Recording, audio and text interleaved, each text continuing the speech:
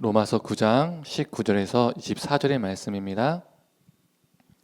우리 함께 읽도록 하겠습니다. 혹 네가 내게 말하기를 그러면 하나님이 어찌하여 허물하시느냐 누가 그 뜻을 대적하느냐 하리니 이 사람아 네가 누구에게 감히 하나님께 반문하느냐 지음을 받은 물건이 지은 자에게 어찌 나를 이같이 만들었느냐 말하겠느냐 토기장이가 진흙 한 덩이로 하나는 귀히 쓸 그릇을 하나는 천이 쓸 그릇을 만들 권한이 없느냐 만일 하나님이 그의 진노를 보이시고 그의 능력을 알게 하고자 하사 멸하기로 준비된 진노의 그릇을 오래 참으심으로 관용하시고 또한 영광 받기로 예비하신 바 긍휼의 그릇에 대하여 그 영광의 풍성함을 알게 하고자 하셨을지라도 무슨 말을 하리요 이 그릇은 우리니 곧 유대인 중에서뿐 아니라 이방인 중에서도 부르신 자니라. 아멘. 네, 말씀을 전하기 전에 우리 매달 첫 주에 이렇게 헌금 보고를 하죠. 11월에는 185만 8,458원이 이렇게 들어왔고요. 이렇게 눈으로 보시면 돈이 이렇게 지출된 것을 보실 수 있습니다. 특히 이번에는 헝거본 승리에 이렇게 물질로 후원하는 것뿐만 아니라 이렇게 아이들 먹을 간단한 간식거리도 지원을 했고요.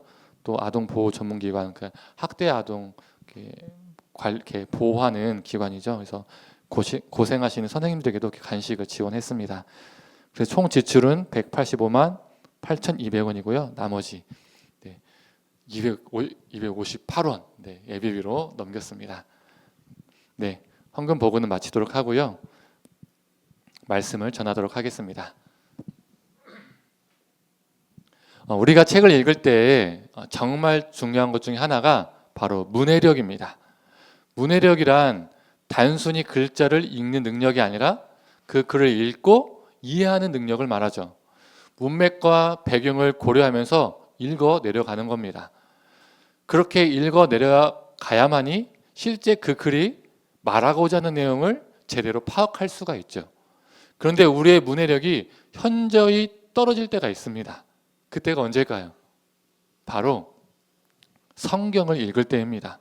우리가 소설이나 다른 종류의 문학 작품, 그냥 글을 읽을 때는 앞뒤 문맥과 또 배경 등을 고려하면서 그리고 이해하면서 책을 차근차근 읽어 내려갑니다.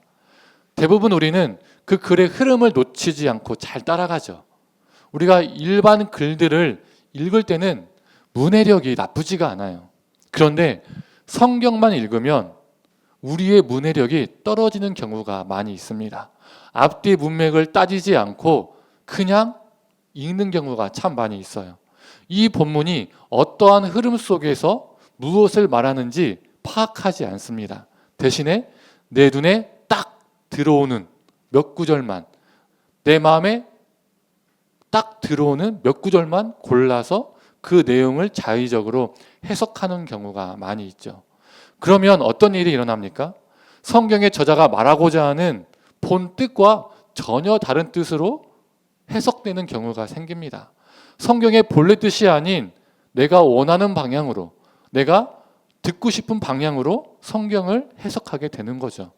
결국에는 내가 원하는 방향으로 성경을 읽었기 때문에 그것이 내 삶에, 내 가치관에 영향을 미치게 됩니다. 오늘 본문도 이러한 대표적인 구절이 아닐까 싶습니다. 우리 20절과 21절을 다시 한번 읽어보겠습니다. 이 사람아 네가 누구에게 감히 하나님께 반문하느냐 지음을 받은 물건이 지은 자에게 어찌 나를 이같이 만들었느냐 말하겠느냐 토기장이가 진흙 한 덩이로 하나는 귀히 쓸 그릇을 하나는 천이 쓸 그릇을 만들 권한이 없느냐. 이 구절은요 이중 애정론을 옹호하는 사람들에게 필살기 구절로 쓰이는 말씀입니다. 이중 애정론이란 무엇입니까? 간단히 말하면 이것이죠. 하나님께서 창세 전에 우리가 태어나기도 전에 천국에 갈 사람으로 또 누구는 지옥에 갈 사람으로 이미 결정하셨다, 애정하셨다라는 론입니다. 이론이죠. 그래서 21절에 나오는 귀히 쓸 그릇은 누구를 의미하는 거죠? 천국에 갈 사람을 의미한다라고 주장합니다.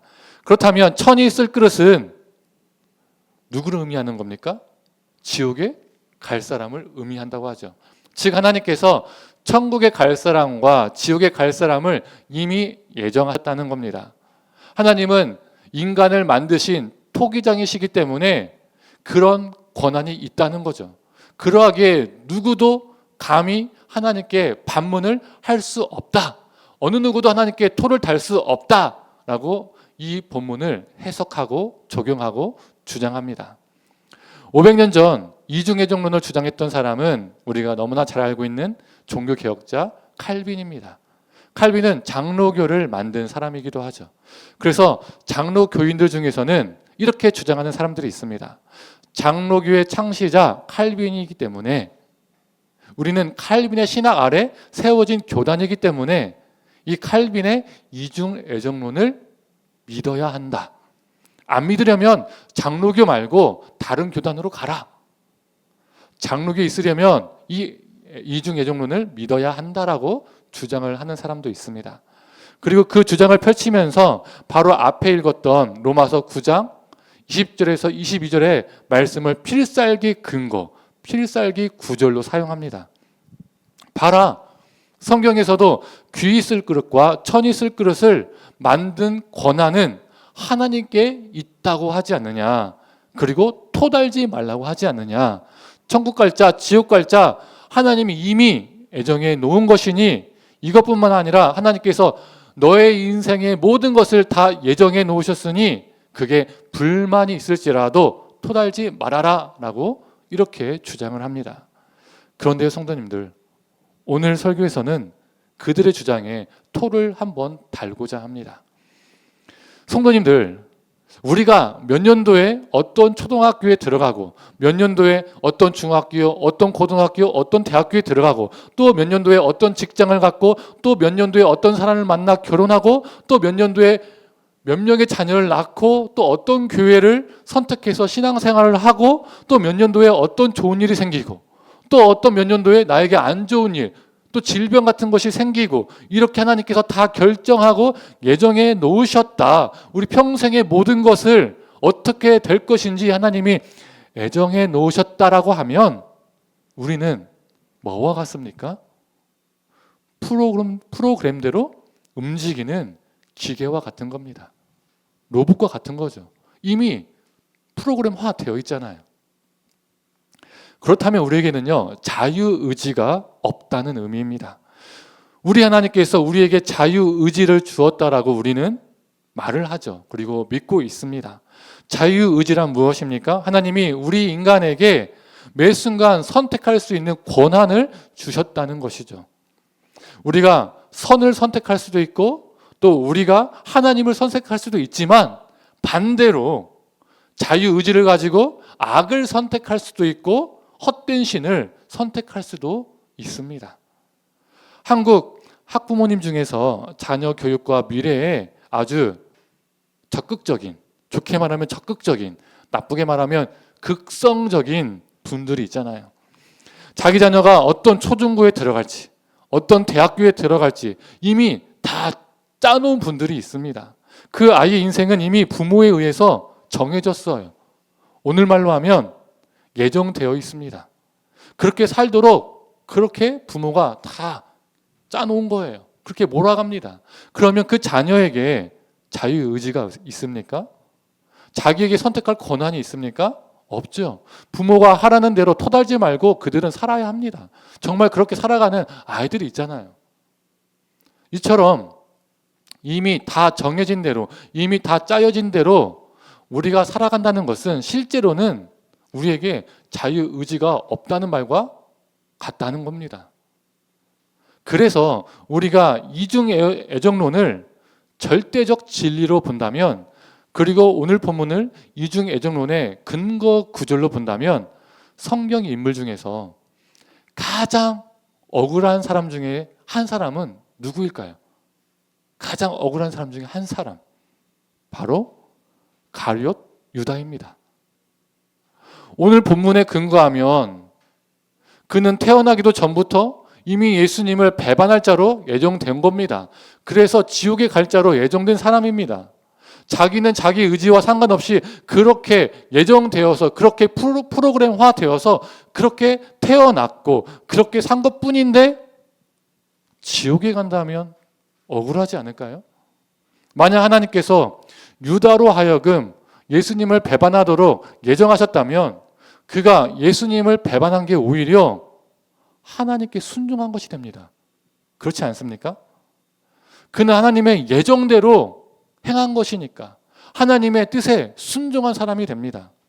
그러면 지옥행이 아니라 오히려 하나님은 그를 칭찬해 주셔야죠. 하나님께서 가룟 유다에게 네가 내가 예정한 대로 순종하였다. 너는 내가 예정한 대로 잘 살았구나. 예수를 팔고 예수를 십자가에 못 박히게 했구나. 너는 나의 예정대로 뜻대로 살았어. 이렇게 칭찬해 주셔야죠.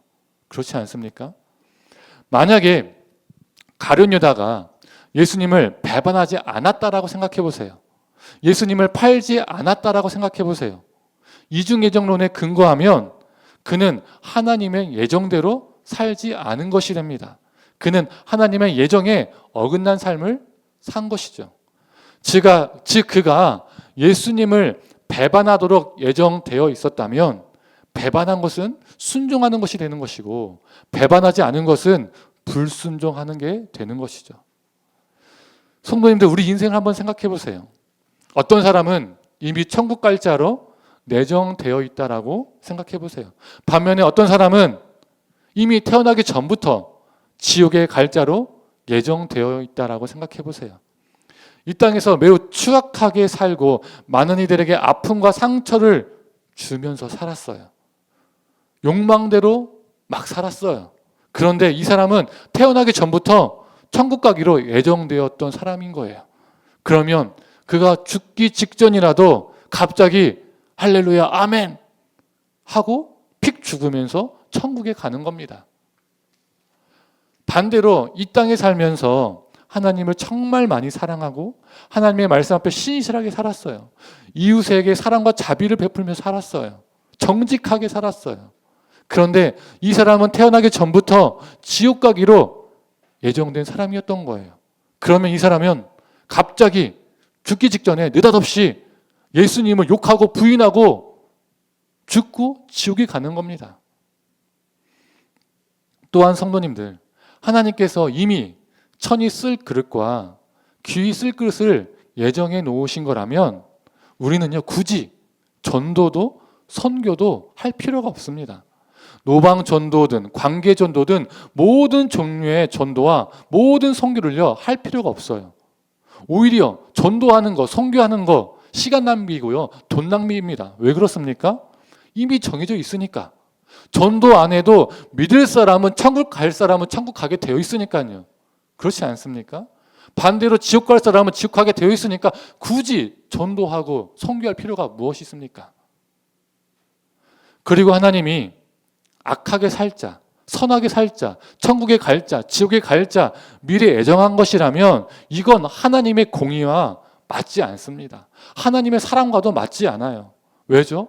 어떤 이는 천국 갈자, 지옥 갈자로 이미 예정하시고 이 땅에 태어나게 한 것이라면 지옥 갈 자에게는 천국에 갈 어떤 기회도 주어진 게 없습니다. 불공평하잖아요. 차별이잖아요. 이건 하나님의 공의와 맞지 않아요. 또 어떤 이는 애초부터 지옥에 갈 사람으로 정해놓으시고 창조하신 것이라면 이건 하나님의 사랑과도 맞지 않죠. 오히려 하나님은 너무나도 잔인한 신이 됩니다. 악한 삶을 살도록 그를 애정하시고 계획한 신이시니까 하나님은 너무나도 자비가 없는 분이 되는 거죠. 성도님들, 칼빈의 이중 애정론은 절대 진리가 아닙니다. 그가 주장한 이중 애정론은 하나님의 말씀과 동격이 아니에요. 성경과 동등하지 않아요. 이중 애정론은 말 그대로 론입니다. 론, 이론이에요. 그래서 칼빈의 이중 애정론을 성경과 같이 보는 것은요 정말 위험한 거예요. 장로 교인들 중에는 칼빈의 이중 애정론을 성경과 동급으로 보거나 심지어 성경보다 우위에 두려고 하는 사람들이 있습니다. 그러나 칼빈의 이중 애정론은 성경 아래에 있는 겁니다. 장로교 성도라고 해서 칼빈의 이중 애정론을 절대적으로 믿을 필요는 없습니다. 그가 위대한 종교개혁자이고 장로교를 만든 사람일지라도, 어떠한 교리나 어떠한 위대한 인물일지라도 하나님과 동등된 것은 없습니다. 그가 훌륭한 신학자이자 종교개혁자였을지라도 그의 모든 주장이 신성불가침의 주장이 되는 것은 아닙니다. 그의 이중애정론을 절대하면 우리는 하나님을 믿는 것이 아니라 누구를 믿는 겁니까? 칼빈이라는 사람을 믿는 거예요. 또 다른 우상을 우리가 만들어내는 것이죠. 그렇다면 성도님들, 오늘 본문이 이중애정론의 필살기 구절이 아니라면 이 구절은 어떤 내용을 우리에게 말하고 있는 걸까요?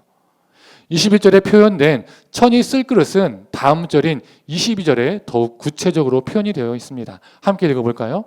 만일 하나님이 그의 진노를 보이시고 그의 능력을 알게 하고자 하사 멸하기로 준비된 진노의 그릇을 오래 참으심으로 관용하시고, 우리 노란 자막 글씨만 다시 한번 읽어볼까요? 멸하기로 준비된 진노의 그릇. 천이 쓸 그릇과 멸하기로 준비된 진노의 그릇은요, 동의어입니다. 그런데 표현으로만 따진다면 천이 쓸 그릇은 그나마 순한 맛이죠. 그런데 멸하기로 준비된 진노의 그릇은 섬뜩한 표현입니다. 그렇다면 이 멸하기로 준비된 진노의 그릇이 어떻게 된다는 거예요? 넌 멸하기로 예정되어 있으니까, 넌 그렇게 준비되어 있으니까 산산조각 나버릴 거야. 그러니 입 다물고 그냥 가만히 있어. 이런 말씀이 나옵니까? 하나님이 너를 가루도 남지 않게 다 뽀사버릴 거야. 이렇게 말씀이 선포됩니까? 아니죠. 22절 후반을 보면 멸하기로 준비된 진노의 그릇을 깨트리시는 것이 아니라 오래 참으심으로 관용하셨다라고 말하고 있습니다. 여기서 천이 쓸 그릇은 이방인을 의미합니다. 로마서 9장에서 11장은요, 이방인과 이스라엘의 구원을 이야기하고 있습니다. 이스라엘의 입장에서 이방인들은 어떠한 존재들입니까? 천한 존재죠. 하나님의 구원을 받지 못하고 멸망당해야 할 존재입니다. 즉 천한 그릇이자 멸망하기로 준비된 진노의 그릇이었습니다. 그러나 이제는 예수 그리스도를 통해서 하나님이 누구도 자신의 백성을 삼으셨다는 거예요. 이방인도. 오래 참으시고 관용하심으로써 이방인들도 자기 백성으로 삼으셨다는 겁니다. 이제 이스라엘만이 하나님의 백성이 되는 것이 아니라 하나님의 자비로 이방인도 하나님의 자녀가 되었다라고 말하고 있습니다. 그래서 오늘 본문의 구절은 누군가는 버림받는다, 누군가는 천국 간다, 이런 이중애정론을 말하는 것이 아니라 하나님께서 오래 참으심으로 관용하심으로 이방인도 자기 자녀 삼으셨다. 이 하나님의 절대 주권, 구원에 대한 절대 주권, 하나님의 자기 의지를 보여주는 말씀입니다. 그래서 24절과 25절에 이렇게 말합니다. 이 그릇은 우리니 곧 유대인 중에서뿐 아니라 이방인 중에서도 부르신 자니라. 호세아의 글에도 이르시기를 내가 내 백성 아닌 자를 내 백성이라, 사랑하지 아니한 자를 사랑한 자라 부르리라 라고 말하고 있습니다. 하나님께서 이스라엘만 부르신 것이 아니라 이방인도 부르셨대요. 내 백성이 아닌 자를 내 백성 삼으셨고 사랑하지 아니한 자를 사랑한 자라고 부르시겠다라고 말씀하신 겁니다. 그러면 자신들만이 구원의 대상이라고 생각했던, 그렇게 믿어왔던 이스라엘의 입장에서는 어떤 생각이 들까요? 구원은 우리들만의, 우리 이스라엘만의 특권인데 무슨 말이야? 이런 생각이 들겠죠. 그래서 이 토기장의 비유를 통해서 이 하나님의 의지에, 하나님의 구원 주권에 어느 누구도 토달지 마라고 말하는 겁니다. 이방인도 자신의 백성 삼으시겠다라는 것은 하나님의 전적인 의지이니 인간인 우리가, 이스라엘 너희가 토를 달 수 없다라는 말을 하고 있는 겁니다. 그렇다면 귀히 쓸 그릇은 누구를 의미할까요? 바로 이스라엘을 의미합니다. 귀 있을 그릇과 동의로 연결된 말씀이 바로 23절에 있습니다. 노란 글씨를 한번 읽어보겠습니다. 영광 받기로 예배하신 바 긍휼의 그릇. 그런데 여기에서요, 이상한 수식어가 있습니다. 영광 받기로 예비하신 그릇이 아니라 영광 받기로 예비하신 긍휼의 그릇이라고 말하고 있어요. 이게 무슨 말일까요? 이 영광의 그릇이 하나님의 긍휼의 대상이라는 의미입니다. 선민이었던 이스라엘조차도 하나님의 긍휼의 대상이라는 말이에요. 이 로마서는요, 로마 교회를 향한 바울의 편지입니다. 이 로마 교회는요, 유대 땅에 세워진 교회가 아니라 이방 땅에 세워진 교회였어요. 그래서 교회 안에 유대인도 있었지만요, 이방인들도 상당히 많았습니다. 로마 땅에 세워진 교회니까요. 이 교회 안에 이방 그리스도인들 가운데 어떤 생각을 가지고 있었냐면, 유대인들이 예수 그리스도를 십자가에 못 박혀 죽였는데 그들에게도 구원이 있을까? 심지어 유대인들은 예수 믿는 그리스도인들을 핍박하고 죽이는데 그들은 버림받을 거야 라는 생각을 가진 이들이 적지 않게 있었습니다. 이러한 그들 향해 바울은 비록 지금은 유대인들이 구원에서 먼 것 같지만 본래부터 그들은 귀한 그릇이기 때문에 그들도 하나님의 긍휼의 대상이다 라고 말하고 있는 거예요. 하나님이 그들을 버리신 것이 아니라 그들도 긍휼의 대상이야. 즉 천이 쓸 그릇이었던 이방인도 관용의 대상이고 귀 쓸 그릇이었던 이 유대인들도 긍휼의 대상이다라고 말하고 있는 거죠. 모두 다 하나님의 구원의 대상이다라고 말하고 있는 겁니다. 그래서 24절에 이렇게 말하는 거죠. 이 그릇은 우리 중에 곧 유대인 중에서뿐 아니라 이방인 중에서도 부르신 잔이라. 유대인, 이방인 다 부름을 받았대요. 또한 로마서 10장 12절 13절에도 바울은 이렇게 선언합니다. 바로 다음 장이죠. 유대인이나 헬라인이나 차별이 없음이라. 한 분이신 주께서 모든 사람의 주가 되사 그를 부른 모든 사람에게 부요하시도다. 누구든지 주의 이름을 부르는 자는 구원을 받으리라. 오늘 본문인 토기장의 비유가 바로 이것을 말하고 있습니다. 누구는 구원받고 누구는 구원 못 받고 이 차별적인 구원인 이중 애정론을 주장하는 말씀이 아니라 우리 하나님께서 예수 그리스도를 통해서 차별 없이 이방인이나 유대인이나 어느 누구나 다 구원하시기로 작정하셨다라는 말씀입니다. 그래서 오늘 본문은 이중 애정론의 필살기로 사용하는 것은 본래 뜻과 완전 180도로 다른 뜻으로 사용하는 거예요. 차별 없음의 말씀을 차별의 말씀으로 사용하는 겁니다. 성도님들, 우리는 혈통으로 이스라엘이 아닌 이방인이죠. 그렇죠? 오늘 본문 말씀에 빗대어 말하면 천이 쓸 그릇이자 멸하기로 준비된 진노의 그릇입니다. 그러나 예수 그리스도께서 우리를 대신해서 십자가에 못 박혀 죽으시고 부활하심으로써 우리는 구원을 받았습니다. 이 놀라운 하나님의 은혜가 있지 않았다면 우리는 이렇게 존재하지 못합니다. 우리는 구원받지 못할 존재였던 것이죠. 예수 그리스도가 없었다면. 유대인에게나 헬라인에게나 차별 없이 부어주신 이 구원의 은혜가 우리를 존재케 합니다. 이 은혜를 꼭 붙들며 살아가는 저와 성도님들 되기를 간절히 소망합니다. 이제 말씀을 정리하겠습니다.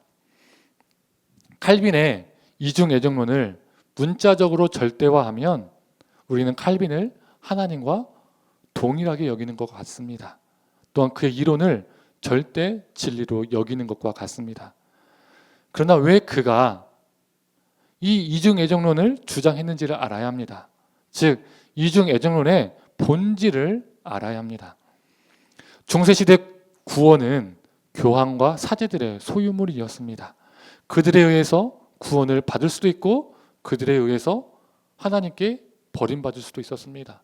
그게 구원을 박탈하는 것이죠. 즉 하나님의 구원이 종교인들의 도구가 되었습니다. 이런 시대적 배경에서 칼빈은 이중 애정론을 주장했습니다. 누구는 천국 가고 누구는 지옥 가고 이렇게 예정되어 있어. 이게 본질이 아니었습니다. 차별적 구원을 말하고자 함이 본질이 아니었어요. 구원을 사고 파는 그 시대 속에서 구원은 하나님께서 예정한 것이니 사람이 이러쿵 저러쿵 좌지우지할 수 없다. 사람이 하나님의 구원을 사고 팔 수 없다. 하나님의 구원은 오직 하나님께만 있는 것이다. 사람에게 있는 것이 아니다. 이것을 말하고자 함이 핵심이었습니다. 결국 칼빈도 오늘 본문의 말씀처럼 구원에 대한 하나님의 절대 주권을 말하고자 했습니다. 성도님들, 우리 하나님은 자신의 절대적인 주권으로 천이 쓸 그릇도 관용하시고 귀히 쓸 그릇도 긍휼히 여기셨습니다. 예수 그리스도 통해서 차별 없이 우리 모두에게 구원의 길이 열렸습니다. 하나님께서 이렇게 작정하셨기에 어느 누구도 하나님께 반문할 수 없습니다. 토달 수 없습니다. 우리는 하나님의 구원에 대한 주권과 차별 없는 그 은혜 앞에 겸손해야 합니다. 그리고 지금도 이 차별 없는 구원의 은혜가 필요한 사람들이 있습니다. 나의 가족, 나의 동료, 나의 이웃이 있습니다. 죄로 인하여 죽을 수밖에 없었던 우리를 구원해 주신 이 놀라운 은혜를 우리만 누리는 것이 아니라 그들에게 입술로 그리고 삶으로 전하는 우리가 되기를 간절히 소망합니다. 그래서 그들도 언젠가 함께 우리와 예배하고 함께 예수 그리스도를 사모하는 삶을 살기를 간절히 축원합니다. 이 시간 함께 찬양하고 기도하도록 하겠습니다.